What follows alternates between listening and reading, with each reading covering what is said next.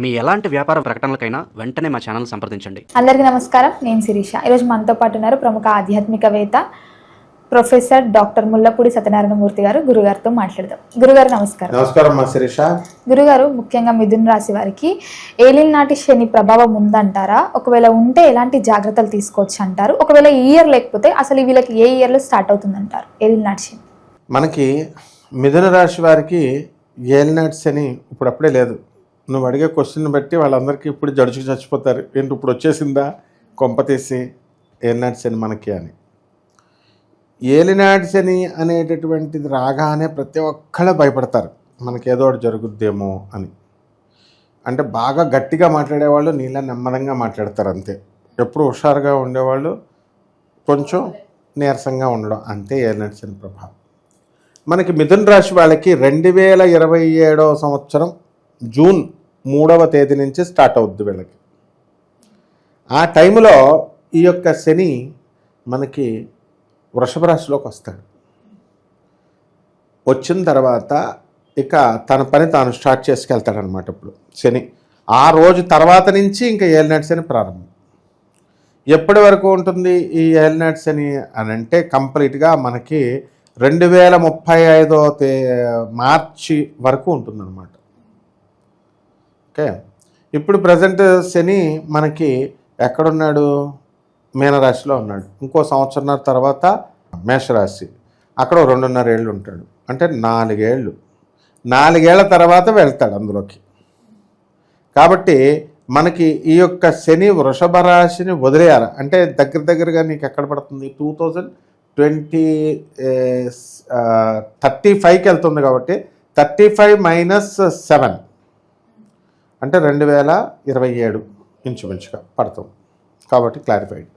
Next, ఈ మిథున రాశిలో మనకి శని వచ్చినప్పుడు ఏం జరుగుతుందంటే మీన రాశిలో ముందు 12ంట్లోకి వస్తాడు శని. వృషభ రాశిలోకి వచ్చినప్పుడు ఖర్చులు అధికంగా ఖర్చు అయిపోతాయి.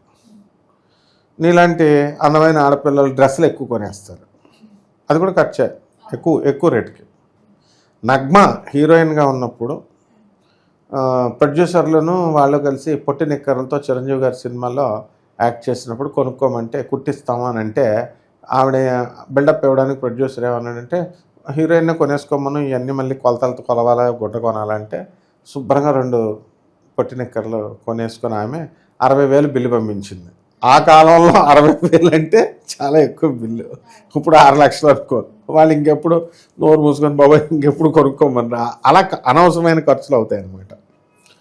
సో ఈ మోకాళ్ళ నొప్పులు బాగా అధికంగా, ఈ చేతులు, ఈ జాయింట్స్ పెయిన్స్, షోల్డర్స్ పెయిన్స్, వెన్నుముక నొప్పులు, ఇలాంటివన్నీ కూడా ఈ యొక్క టైంలో జరుగుతాయి.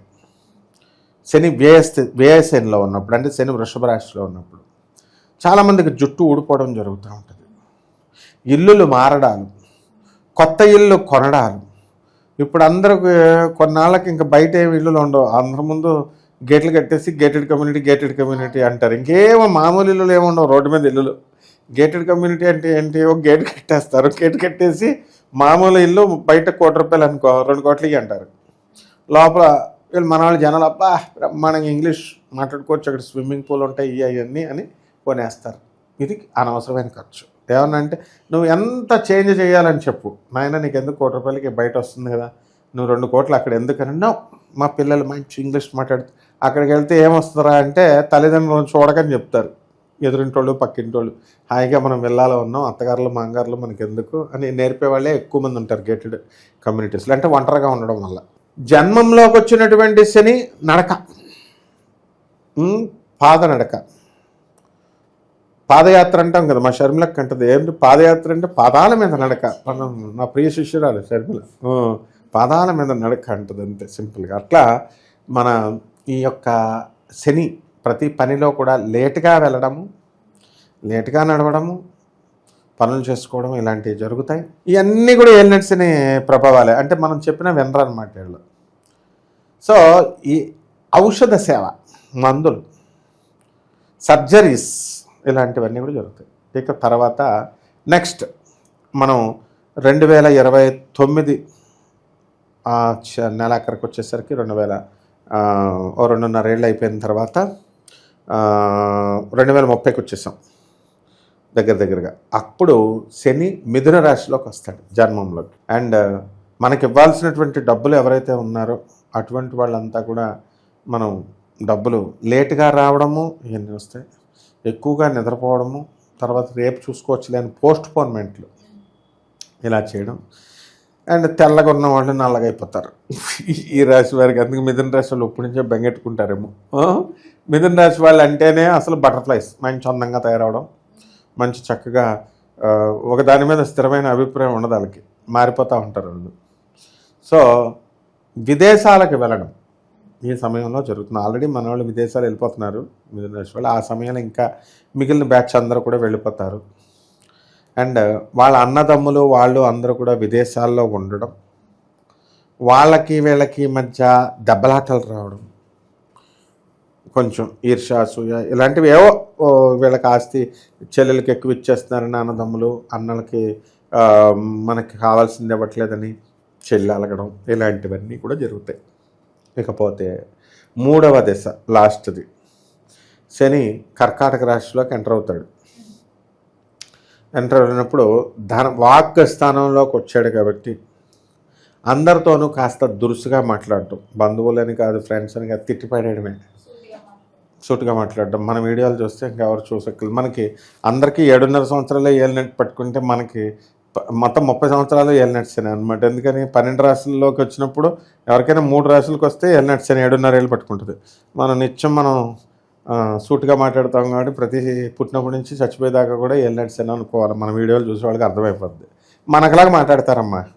మాట్లాడితే వాళ్ళు ఏం చేస్తారు, బంధువులు రివర్స్, నువ్వు చేసిన తప్పు చేసావని అంటే, ఫ్రెండ్స్ రివర్స్, వీళ్ళందరూ కూడా ఈ యొక్క విధంగా ఉండడం అనేది జరుగుద్ది. తర్వాత అపనిందలు ఎక్కువ పడిపోవడానికి అవకాశాలు ఉంటాయి. నీకు విచిత్రమైనది చెప్తాను చూడు. ఇప్పుడు మనము ఇంత కష్టపడి వీడియోలు చెప్పి కెమెరా ఇంత లైటింగు, ఇంత కష్టపడి యాంకర్లు, ఇంత ఎస్టాబ్లిష్మెంట్ ఉండి చేస్తే వీడియో చూసుకొని బాగుపడండి రా నాయన అని చెప్తే, ఏం చెప్పావు నువ్వు సొల్లే కదా అని ఫోన్లు చేసి ఒక్కొక్కడు ఉంటాడు అనమాట చెప్పేవాడు. అంటే వాడికి తెలియదు ఇవన్నీ ఎంత, వాడికి అనవసరం.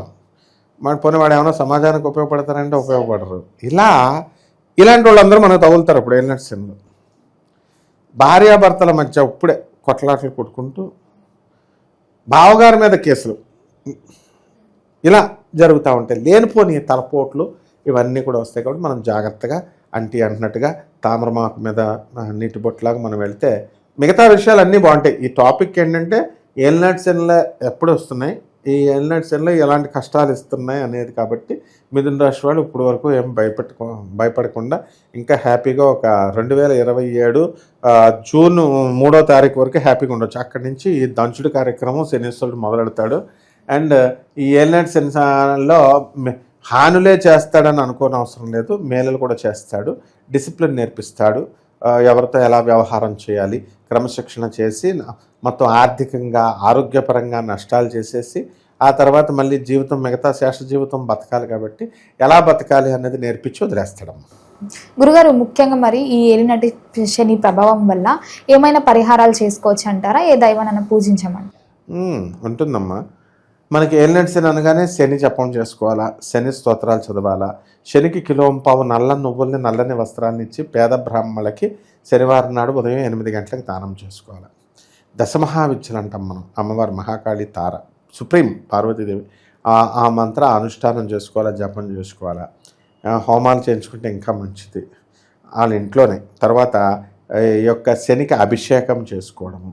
ముఖ్యంగా ఈ పూజలు పునస్కారాలు కాకుండా పేదవాళ్ళకి, అనాథ పిల్లలకి, తర్వాత వీళ్ళకి వికలాంగులకి, సాధువులకి సహాయాలు చేసుకోవాలి. దానాలు చేసుకుంటే బ్రహ్మాండంగా ఉంటుంది. అండ్ నీలం రంగు, నువ్వు చూడు చక్కగా అలాగా నీలం రంగు, ఇది నీలమైనా బ్రౌన్ నీలం రంగు వస్త్రాలు వేసుకోవాలి ఏలినాటి శని జరుగుతున్నప్పుడు. చాలామంది తెలియక ఏమంటారంటే శనివారం నాడు నీలం రంగు వద్దు, నలుపు రంగు వద్దు అంటారు. తప్పు. ఆ శనివారం నాడు వేసుకోవాలి. వేసుకుంటే అట్రాక్ట్ చేస్తుంది. ఇప్పుడు చూడు, బుధుడికి బాగాలేనప్పుడు ఏమంటారు, నువ్వు పచ్చ పెట్టుకో, తర్వాత పచ్చ రంగు బట్టలు వేసుకో అంటారు. మిగతా అన్ని గ్రహాలకి వేసుకోమంటారు. శని దగ్గరికి వచ్చేసరికి నలభై వద్దంటారు, తెలియక అనమాట ఇవన్నీ కూడా. సో శనీశ్వరుడు ఏం హాని చేయడు, బ్రహ్మాండంగా రావి చెట్టు చుట్టూ ప్రదక్షిణాలు చేసుకోవాలా. చక్కగా నల్లని చేమలకి పంచదార అలాంటివి పెట్టి, నల్లని కుక్కలకి అందరికీ కూడా తిండి గిండి పెట్టి ఇవన్నీ కూడా చేసుకుంటే, తైలాభిషేకాలు ఇవన్నీ చేసుకుంటే సరిపోతుంది. గురుగారు, ఓవరాల్గా మిథున రాశి వారికి ఈ ఏలినాటి శని ప్రభావం ఎప్పటి నుంచి స్టార్ట్ అవుతుంది, ఎలాంటి జాగ్రత్తలు తీసుకోవాలో తెలియజేసినందుకు ధన్యవాదాలు. ధన్యవాదాలు.